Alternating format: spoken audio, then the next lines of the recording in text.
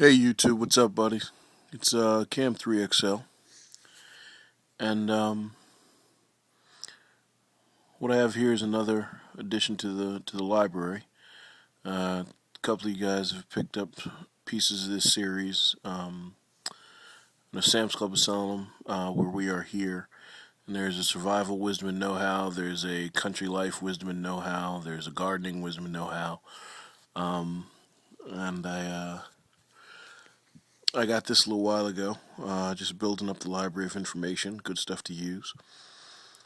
And this one is cool because it's got a lot of cool camping tips and things for dealing in the great outdoors. Not so much homesteading as just getting through natural terrain. And along with reading, we try to get some camping in periodically. And I got an interesting call from my best friend tonight, Jericho 106. If you look on my page down there and look at the people subscribed, and he and I have been tight now for 20 plus years. I love him like a brother, and we think alike. And he's one of the people that kind of helped me get my prepping glasses on here and open my eyes a little and help me see.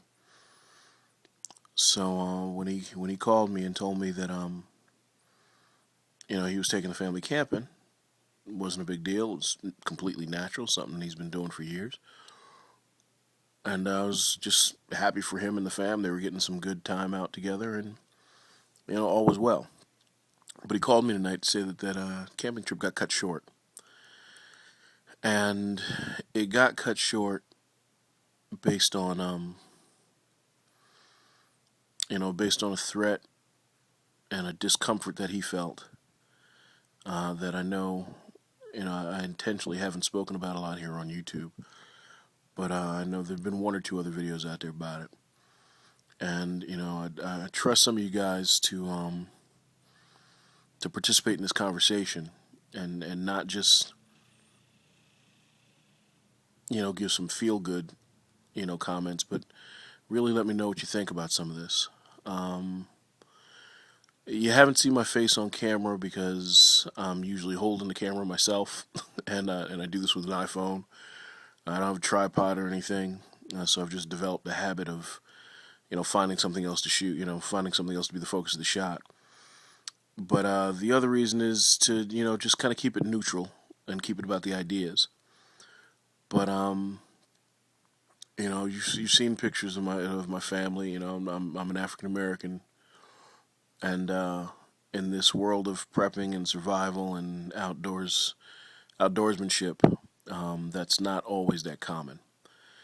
And it's not always that common, not because black folks haven't been surviving and living in the South and off the land for years, but it's not that common because we're not always made to feel welcome.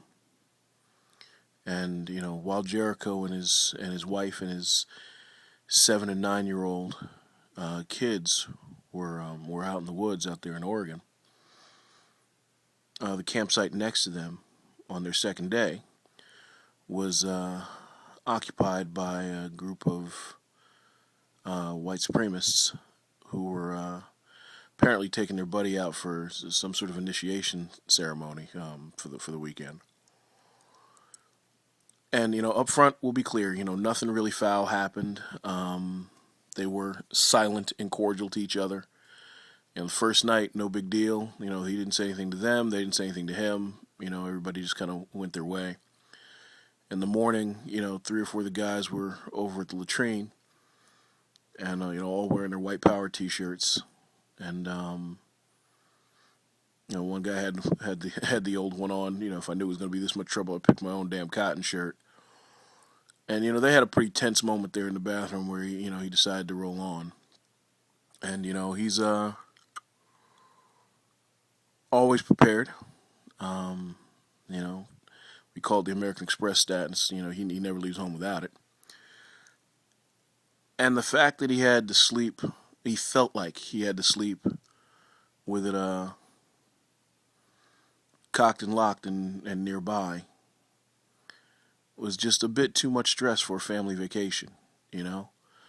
um, conversations he didn't want to have to explain to his kids, and you don't wait for something to become a problem before it is. So he did the wise and the mature thing, and he just decided, I'm not comfortable. I don't like the vibe I'm feeling. So we're gonna pack it in. We're gonna get out of here, so that there's nothing that has to be explained later. Um, so that we don't give an opportunity for misunderstanding or miscommunication. And it was the wise thing to do. It was the right thing to do. It's a part of our lives. It's what we've had to deal with, since we were kids. That whole fight or flight routine. And when you're young, the desire to bang it out rides with you. But the older you get, and the more you have to lose, the more you kind of back off of that mindset. And he called me really upset tonight, and he said, Beck, the problem is, as much as I love collecting and training and firing the whole nine, putting my hand on the butt of my weapon with the idea that I may have to actually use it was was more than he could emotionally deal with. It was very disturbing. And not that he's any less prepared now than he ever was before. It's just he can't be casual about it. And you wonder, I do a lot of gardening stuff. Don't talk very much about weapons at all, and it's that healthy respect um, for the lethalness of it all that I think a lot of YouTubers take way too casually. There are just a million other things to talk about, but it bothered him, and as a man, it bothered him because there's pride at stake, and you want to be you're taking care of your family, and that you can have them protected, and you don't want to let one or two knuckleheads kind of run you off and control how you live your life. But he said, Beck, in this situation, when we're trying to learn to live every day and we're trying to learn how to survive, there's going to be a million times where we're going to have to pick the path of least resistance in order to survive, to avoid a situation where something can go wrong. Um, so let me know what you think, guys. Is it going to be the norm that everybody kind of splits off and sticks to their own? Or is diversity, even amongst us as preppers, going to be mandatory in order for everybody to survive? And do you bridge the gaps? Do you let them be? Do you just accept that we're not all going to get along and play chicken? Who's going to move first? I don't know. We're all in our 40s, and we're grown men, and we got a little strength and a little pride behind us, and you don't want to allow other people to dictate how you do stuff. But again, this is something we don't talk about a lot, and it's something that's a part of every black kid's life, at least black man's life. From growing up, from being a kid up until manhood. That difference, that